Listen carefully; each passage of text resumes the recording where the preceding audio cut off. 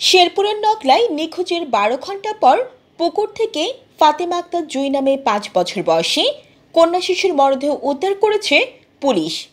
বৃহস্পতিবার উপজেলার পাঠাকাটা ইউনিয়নের ব্যাপারীপাড়ায় এই ঘটনা ঘটে।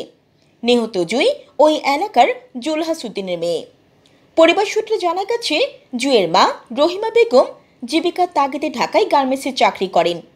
বুধবার রাতে জুঁই তার বাবা জুলহাস উদ্দিনের সাথে ঘুমাতে যায়। এরপর রাত ৯টার দিকে সে নিখোঁজ হয়। অনেক খোঁজাখুঁজি করেও রাতে জুঁইকে পাওয়া যায়নি।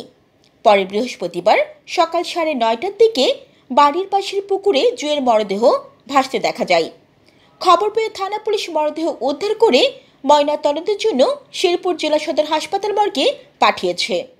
নকলা থানার ভারপ্রাপ্ত কর্মকর্তা হাবিবুর রহমান বিষয়টি নিশ্চিত করে জানান, এত রাতে ৫ বছরের শিশু ঘর থেকে নিখোঁজ হওয়া ও পুকুরে পড়ে মৃত্যুবরণ নিয়ে জনমনে সন্দেহ সৃষ্টি হয়েছে। ময়নাতদন্তের রিপোর্ট না পাওয়া পর্যন্ত নিশ্চিত করে কিছু বলা যাচ্ছে না।